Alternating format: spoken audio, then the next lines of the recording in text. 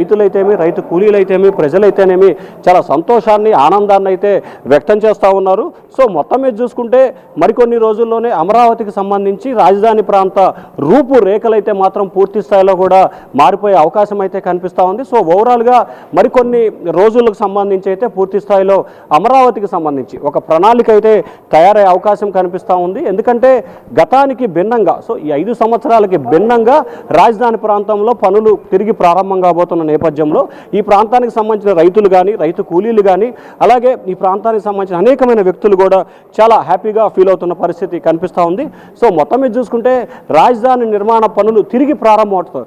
ఏదైతే 2014లో రాజధానిగా అమరావతిగా నామకరణం చేసినప్పుడు తుళ్ళూరు ప్రాంతంలో చాలా ఏదైతే కనుక టాప్ ఎండ్ కార్లు, ఆ కార్ల షోరూమ్లు, బైక్ షోరూమ్లు, దాదాపుగా నేషనల్ బ్యాంక్స్ అన్ని, ICICI bank, HDFC bank, corporation bank, Indian bank, చాలా బ్యాంక్స్ ఏదైతే జాతీయ స్థాయిలో ఉన్న బ్యాంకులు, నేషనలైజ్ బ్యాంకులు, ప్రైవేట్ బ్యాంకులన్నీ కూడా తుళ్ళూరు ప్రాంతంలో ఓపెన్ చేయడం కూడా జరిగింది. షోరూమ్ కియాకి సంబంధించి కానీ, ల్యాండ్ యూజర్లకు సంబంధించి కానీ, అలాగే టాటాకు సంబంధించి కానీ, అలాగే ఫోర్డ్కు సంబంధించి దాదాపుగా 8-9 కార్ల షోరూములు రాజధాని ప్రాంతంలో ఓపెన్ చేశారు. అలాగే 10-15 బైక్ షోరూములు ఏర్పాటు చేయడం జరిగింది. 20 బ్యాంకు సంస్థలకు సంబంధించి రాజధాని ప్రాంతంలో ప్రారంభించడం జరిగింది.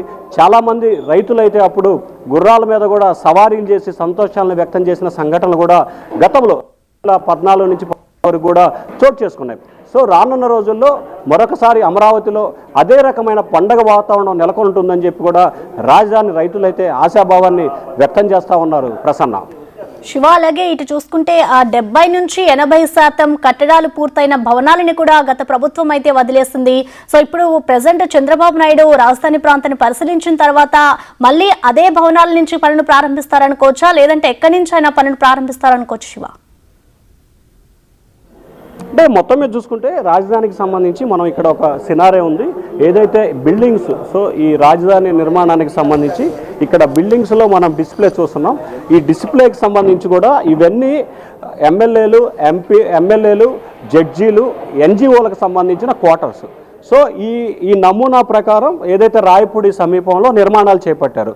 సో దాదాపుగా 80% పైగా ఈ భవనాలన్నీ ఐఏఎస్, ఐపీఎస్లకు సంబంధించి 75%, అలాగే ఎన్జిఓలకు సంబంధించి 74%, అలాగే వీటికి సంబంధించి మంత్రులు, ఎమ్మెల్యేల క్వార్టర్కి సంబంధించి 65% పైగా పూర్తయినాయి. సో మొట్టమొదటిసారిగా అమరావతికి సంబంధించి ఏదైతే భవనాలు ఐఏఎస్, ఐపీఎస్లు, ఎన్జిఓలు, ఎమ్మెల్యేలు, మినిస్టర్ల క్వార్టర్స్ ఉన్నాయో వాటన్నిటినీ తక్షణమే పూర్తి చేయాలని చెప్పి కూడా చంద్రబాబు ఆలోచన చేస్తూ ఉన్నారు. సో వాటన్నిటినీ ఖచ్చితంగా 6 నెలల వ్యవధిలోనే ఒక టైం బాండ్ ఫిక్స్ చేసి వాటన్నిటిని కూడా పూర్తి చేయాలనేది చంద్రబాబు ఆలోచనగా కూడా కనిపిస్తూ ఉంది.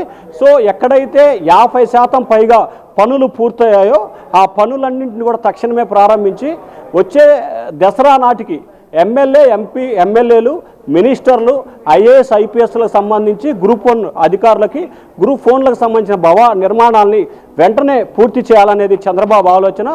అవకాశం ఉన్న వరకు రేపు దసరాకి వీరందరి చేత గృహప్రవేశం చేపించాలనేది కూడా చంద్రబాబు ఆలోచనగా కూడా కనిపిస్తూ ఉంది. సో ఓవరాల్గా చూసుకున్నట్లయితే ఖచ్చితంగా రాజధాని నిర్మాణ ప్రాంతానికి సంబంధించి ఓవరాల్గా ఏదైతే ఇక్కడ భవనాలు ఉన్నాయో వాటన్నిటికీ సమీపంలో ఉన్న వాటిని ఖచ్చితంగా పూర్తి చేసి ఆ తర్వాత ఇన్ఫ్రాస్ట్రక్చర్ అంటే రోడ్లపై ఇప్పటికే 6 లైన్ల రహదారి, ఎక్కడ జాతీయ రహదారులు చెన్నై, కలకత్తా, అలాగే బాంబే, కలకత్తా జాతీయ రహదారులు 6 లైన్లు ఉంటాయి. కానీ అమరావతిలో సీడ్ యాక్సిస్ రోడ్డు పేరుతో దాదాపుగా 130 కిలోమీటర్ల పైగా కూడా 6 లైన్ల రహదారి ఏర్పాటు చేశారు. సో వాటన్నిటిని కూడా కొంత అంటే అమరావతి ప్రాంతంలో సంబంధించి గుంటూరు, విజయవాడ, అలాగే టెంపుల్ అమరావతికి కనెక్టింగ్ అయి ఉన్నాయి. సో వీటికి సంబంధించి మంగళగిరి నుంచి గన్నవరం విమానాశ్రయానికి ఒక హైవే ప్రపోజల్ చేశారు, అది కూడా తుది దశలోనే ఉంది. సో వీటన్నిటిని కనెక్టివిటీని ఫస్ట్గా పూర్తి చేయాలనేది చంద్రబాబు ఆలోచనగా కనిపిస్తూ ఉంది. సో దానికి అనుగుణంగానే వీటన్నిటిని దసరా నాటికి పూర్తి చేయాలనేది చంద్రబాబు ఆలోచన. సో ఇక్కడ మనం ఏదైతే ఇది చూసుకోవచ్చు, ఈ భవనానికి సంబంధించి టోటల్గా ఇది అసెంబ్లీ భవనం. ఏదైతే ప్రస్తుతం సచివాలయం ఉందో ఆ సచివాలయ భవనం నమూనా ఈ రకంగా కూడా ఉంటుంది. సో ఈ చుట్టూ ఉన్న ఓవరాల్ అమరావతికి సంబంధించిన మొత్తం